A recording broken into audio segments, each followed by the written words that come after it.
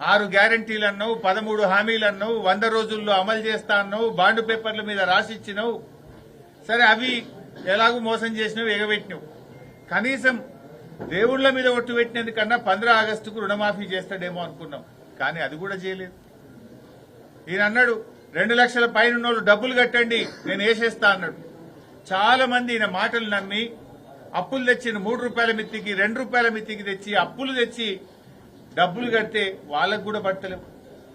అయినా నేను అడుగుతున్న 2 లక్షల పైన ఉన్న వాళ్ళు ఎందుకు డబ్బు కట్టాలి? ఏం దా నిబంధన? ఎందుకోసం ఆ నిబంధన పెడుతున్నావు అంటే చాలా మందికి ఎగబెడదామని. ఎవరికైనా అప్పు పుట్టకపోతే కట్టకపోతే వాళ్ళకి ఎగబెడదామని చెప్పి నువ్వు కుట్ర చేస్తున్నావు. నువ్వు చేస్తానన్న 2 లక్షలు సీదా మాఫీ చేయి. 2 లక్షల లోపోలను కట్టయ్యనువి 2 లక్షల పైన కట్టాలనే నిబంధన ఎందుకు పెట్టినావు? నీ జీవోలో ఉన్నది ఆ నిబంధన? ఏ రూల్ ప్రకారం 2 లక్షల పైన డబ్బులు కట్టాలంటున్నావు? ఏం అవసరం, కట్టాల్సిన అవసరం ఏముంది? నువ్వు చేస్తానన్న మాఫీ ఏదో వెంటనే చెయ్యి.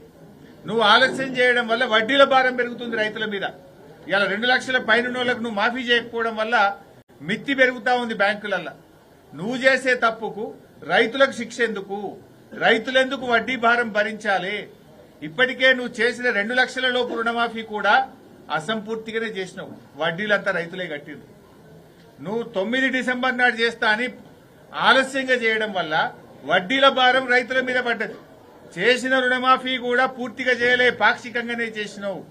ఇప్పటికి కూడా 2 లక్షల లోపు లక్షలాది మంది రైతులకు రుణమాఫీ కాలేదు.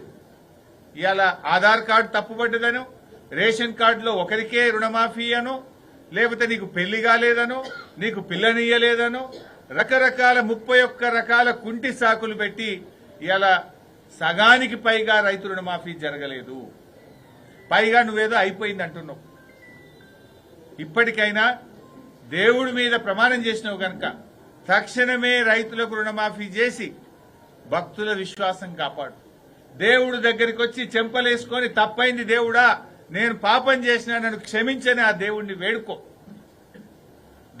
వేడుకో. రైతులకు పూర్తి స్థాయిగా రుణమాఫీ చేయాలని చెప్పి బీఆర్ఎస్ పార్టీ పక్షాన మేము డిమాండ్ చేస్తా ఉన్నాం. నిన్న ముఖ్యమంత్రి గారు మాట్లాడుతూ కేసీఆర్ గారి పైన మాట్లాడినారు.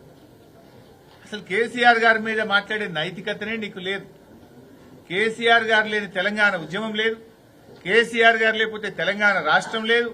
తెలంగాణ రాష్ట్రం లేకపోతే నువ్వు పీసీసీ అధ్యక్షుడివి కావు, ఈ రాష్ట్రానికి ముఖ్యమంత్రి కావు.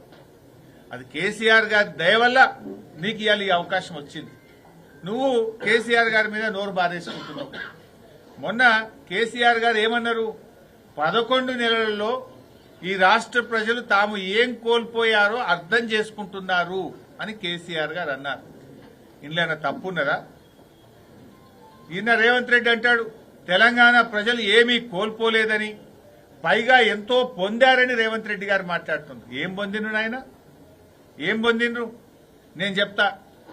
లెక్కలతో సహా ఆధారాలతో సహా ఏం కోల్పోయారో నిరూపించడానికి నేను సిద్ధంగా ఉన్నా. ఏమి పొందారో చెప్పడానికి మీరు సిద్ధంగా ఉన్నారా అని నేను అడుగుతా ఉన్నా. దేని మీద మాట్లాడదాం? వ్యవసాయ రంగం మీద మాట్లాడదామా? సంక్షేమ రంగం మీద మాట్లాడదామా? విద్యుత్ సరఫరా మీద మాట్లాడదామా? సాగునీటిపైన మాట్లాడదామా? త్రాగునీటిపై మాట్లాడదామా? విద్యపై మాట్లాడదామా? ఆరోగ్యంపై మాట్లాడదామా? అప్పుల మీద మాట్లాడదామా? ఏ టాపిక్ మీద మాట్లాడదామో నేను చర్చకు సిద్ధం. ఎక్కడ మాట్లాడదాం, ఎప్పుడు మాట్లాడదామో చెప్పు. ఏ రంగం పోయినా చెప్తారు కదా. ఈ దవాఖానాలలో పోతే మందులు లేవు, కేసీఆర్ కిట్ బంద్ అయింది, న్యూట్రిషన్ కిట్ బంద్ అయింది, ఎక్స్పైర్డ్ గోళీలు ఇస్తున్నారు మీరు దవాఖానాలలో పోతే. వ్యవసాయ రంగంలో పోతే కేసీఆర్ ఉండంగా ఇచ్చిన రైతు బంధు బంద్ అయిపోయింది, అయిందా లేదా? కరెంటు రంగం చూస్తే రైతులకు మున్పట్లాగా కరెంటు వస్తలేదు, కాలిపోయే మోటార్లు, పేలిపోయే ట్రాన్స్ఫార్మర్లు, మళ్ళా వచ్చిరాని కరెంటుతో రైతులు గోసలు పడతా ఉన్నారు. మంచినీళ్లు కేసీఆర్ ఉండగా మిషన్ భగీరథ నీళ్లు ప్రతిరోజు వచ్చినాయి. ఇప్పుడు ఆ నీళ్లు కూడా కొన్ని గ్రామాలకు రాని పరిస్థితి, త్రాగునీటి కోసం కూడా ప్రజలు ఇబ్బంది పడుతున్న పరిస్థితి. విద్య మీద మాట్లాడదామా? ఇవాళ కూడా నాగర్ కర్నూలు జిల్లాలో ఈ పురుగులన్నం మేం తినమని అన్నం కూడా ఎత్తుకొని వచ్చి హైవే మీద కూర్చున్నారు విద్యార్థులు. ప్రతిరోజు ఎక్కడో ఒక దగ్గర విద్యార్థులు రోడ్ల మీద కూర్చుంటున్న పరిస్థితి. ఒక ఆదిలాబాద్ జిల్లాలో 92 మంది విద్యార్థులు ఆ విష ఆహారం తిని ఆసుపత్రుల పాలైనరు, 2 పిల్లలు విషజ్వరాలతో చనిపోయిన పరిస్థితి. రేవంత్ రెడ్డి గారు వచ్చినాక 36 మంది విద్యార్థులు ఈ రాష్ట్రంలో గురుకుల విద్యార్థులు చనిపోయినారు. యావరేజ్ గా నెలకు 3 పిల్లలు పొట్టన పెట్టుకున్నటువంటి చరిత్ర కాంగ్రెస్ పార్టీ. మరి ఏం కోల్పోలేదని ముఖ్యమంత్రి గారు మాట్లాడుతుంటాడు. ఏం కోల్పోలేదు? కేసీఆర్ ఉండగా కరోనా ఉన్నా కరోనా కష్టకాలంలో కూడా 11 విడతల్లో 72,815 కోట్ల రూపాయలు రైతు బంధు కింద కేసీఆర్ ఇచ్చిండు. నువ్వు వచ్చిన తర్వాత ఈ రాష్ట్రంలోని రైతులు రైతు బంధును కోల్పోయారు. నువ్వు వచ్చిన తర్వాత డెలివరీకి పోయిన ఆడబిడ్డలు కేసీఆర్ కిట్టును 13,000 రూపాయలను కోల్పోయిండ్రు. నువ్వు వచ్చిన తర్వాత బతుకమ్మ పండుగకు తప్పకుండా వచ్చే కొత్త చీరలు ఇవాళ ఈ రాష్ట్ర ప్రజలు కోల్పోయారు. ఇవాళ ఎప్పుడు చరిత్రలో లేని విధంగా పోలీసుల కుటుంబాలను పోలీసులే తమ పిల్లల్ని, తమ భార్య పిల్లల్ని కొట్టించి వాళ్ళని అరెస్ట్ చేసి ఇవాళ వాళ్ళ జీవితాన్ని రోడ్డు మీదకి తెచ్చినావు. నువ్వు కోల్పోయింది ఏంది? మా సిరిసిల్లలో బంగారమోలే కేటీఆర్ గారి నాయకత్వంలో సిరిసిల్ల వేములవాడ ప్రాంత చేనేత కార్మికులు అద్భుతంగా ఆనందంగా జీవిస్తే నేతన్నల్ని మళ్లీ ఆత్మహత్యల పాలు చేస్తా ఉన్నావు. నువ్వు రైతులను రోడ్ల మీదకి తెచ్చినావు. ఆనాడు కేసీఆర్ ఉండగా మా గంగుల కమలాకర్ నాయకత్వంలో వడ్లు కొంటే ఇవాళ మద్దతు ధర రాకుండా రైతులను రోడ్ల మీదకి తెచ్చినావు. మద్దతు ధర ఈరోజు రైతులు కోల్పోయిన పరిస్థితి వచ్చింది. అశోక్ నగర్ లో నిరుద్యోగ యువత ఏమైంది 2 లక్షల ఉద్యోగాలని నిన్ను ప్రశ్నిస్తే వాళ్ళ వీపులు కమిలిపోయేటట్టు కొట్టించినావు. అశోక్ నగర్ లో నిరుద్యోగ యువతను రోడ్ల మీదకి తెచ్చి ఇవాళ వాళ్ళను కూడా మోసం చేసినావు. పాలమూరు ప్రాజెక్టు పనులు ఆగిపోయినాయి. గురుకులాలకు జ్వరం వచ్చింది. గురుకుల పిల్లలు మంచిగా చదువుకోవాల్సిన తరగతి గదుల్లో ఉండాల్సిన పిల్లల్ని ఆసుపత్రుల పాలు చేసినావు. పిల్లల బతుకులాగం చేసినావు. దళితులకు దళిత బంధు కోల్పోయారు. బీసీలు బీసీ బంధు కోల్పోయారు. గొల్ల కుర్మలు గొర్రెల్ని కోల్పోయారు. మత్స్యకారులు ఉచిత చేప పిల్లల్ని కోల్పోయారు. ఉద్యోగస్తులు డిఏలను బకాయిలను నువ్వు ఇయ్యకపోవడం వల్ల పెరగాల్సిన వేతనాలు కోల్పోయారు. రిటైర్డ్ ఉద్యోగులు రిటైర్మెంట్ అయిన తర్వాత రావాల్సిన వారి బెనిఫిట్స్ ను కోల్పోయారు. హైడ్రా పేరిట ఎంతో మంది తమ ఇండ్లను కోల్పోయారు. రియల్ ఎస్టేట్ డౌన్ అయిపోయి లక్షలాది మంది ఉపాధిని కోల్పోయారు. జర్నలిస్టులు ప్రశ్నించే హక్కును కోల్పోయారు. సర్పంచులు బిల్లులు రాక రోడ్ల పాలైపోయారు. శాంతి భద్రతలు క్షీణించి రాష్ట్రంలోని ప్రజలు ప్రశాంతతను కోల్పోయారు. అన్నిటికంటే ముఖ్యంగా అన్ని రంగాల్లో తెలంగాణ నంబర్ 1 గా కేసీఆర్ గారు పెడితే ఈ రోజు తన స్థానాన్ని కూడా తెలంగాణ కోల్పోయింది. ఆనాడు కేసీఆర్ గారి నాయకత్వంలో మిషన్ భగీరథ అంటే తెలంగాణ నంబర్ 1, శాంతి భద్రతలంటే Telangana number 1, per capital income అంటే తెలంగాణ నంబర్ 1, పెట్టుబడులలో తెలంగాణ నంబర్ 1, ఐటీ రంగంలో ఉద్యోగాల కల్పనలో తెలంగాణ నంబర్ 1, జీఎస్డీపీలో తెలంగాణ నంబర్ 1. ఇట్లా ఏ రంగంలో చూసినా కేసీఆర్ గారు 10 ఏళ్లలో తెలంగాణ నంబర్ 1 గా నిలిపితే నీ పాలనలో తెలంగాణ తన స్థానాన్ని కోల్పోయింది. ఏం కోల్పోయిందని మాట్లాడుతున్నావు రేవంత్ రెడ్డి గారు? ఇన్ని కోల్పోయింది తెలంగాణ.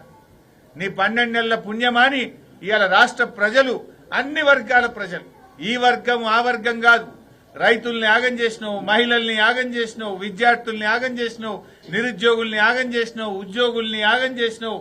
నువ్వు ఏ వర్గాన్ని ప్రతి రంగంలో కూడా ఇవాళ వెనుకబడేసినావు. ఇప్పటికైనా పగ ప్రతీకారాలు మాను, పరిపాలన మీద దృష్టి పెట్టు, సీనియర్లను కాన్ఫిడెన్స్ లో తీసుకో.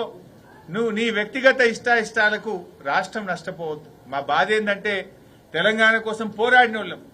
కేసీఆర్ గారి నాయకత్వంలో 14 ఏళ్లు రానే రాదు కానే కాదన్న తెలంగాణ కోసం పోరాడిన పార్టీ బీఆర్ఎస్ పార్టీ, తెలంగాణ సాధించిన పార్టీ బీఆర్ఎస్ పార్టీ, తెలంగాణను అభివృద్ది పథంలో నడిపిన పార్టీ బీఆర్ఎస్ పార్టీ. నువ్వేంది ఏదో 4 ఏళ్లు ముఖ్యమంత్రిగా ఉంటా 4 రాళ్లు వెనకేసుకొని పోతా అంటున్నావు. మళ్ళీ కేసీఆర్ ఏమో 10 ఏళ్ల పాలనలో 100 ఏళ్ల ముందుకు కేసీఆర్ తీసుకుపోతే నువ్వేమో 100 ఏళ్ల వెనుకకు తెలంగాణను తీసుకుపోయే ప్రయత్నం చేస్తున్నావు. మా తాపత్రయం ఈ రాష్ట్రం వెనుకబడద్దు, ఈ రాష్ట్ర ప్రజలు కష్టపడద్దు, ఈ రాష్ట్రం అభివృద్దిలో ముందుకు సాగాలి. పోరాడి సాధించుకున్న తెలంగాణ ఇంకా అగ్రభాగాన నిలబడాలనేటువంటిదే మా తాపత్రయం. ఇప్పటికైనా సోయి తెచ్చుకో, ఈ రాష్ట్రం మీద పరిపాలన మీద దృష్టి పెట్టు, అన్ని రంగాల్లో వెనుకబడ్డ తెలంగాణను ముందుకు తీసుకొని పో. ఇవాళ ఇచ్చిన మాట ప్రకారంగా రైతు బంధు డబ్బులు 15,000 రూపాయలు రైతుల అకౌంట్లలో వేయాలని దేవుడికి క్షమాపణ చెప్పి ఆ 2 లక్షల రుణమాఫీని సంపూర్ణంగా పూర్తి చేయాలని చెప్పి బీఆర్ఎస్ పార్టీ డిమాండ్ చేస్తుంది. నీ మంత్రులే చెప్పింది కదా, సగం కూడా ఇంకా గాలే. 42 లక్షల మందికి రుణమాఫీ చేస్తామని చెప్పారు. ఇప్పటికి 20 లక్షల మందికే అయింది.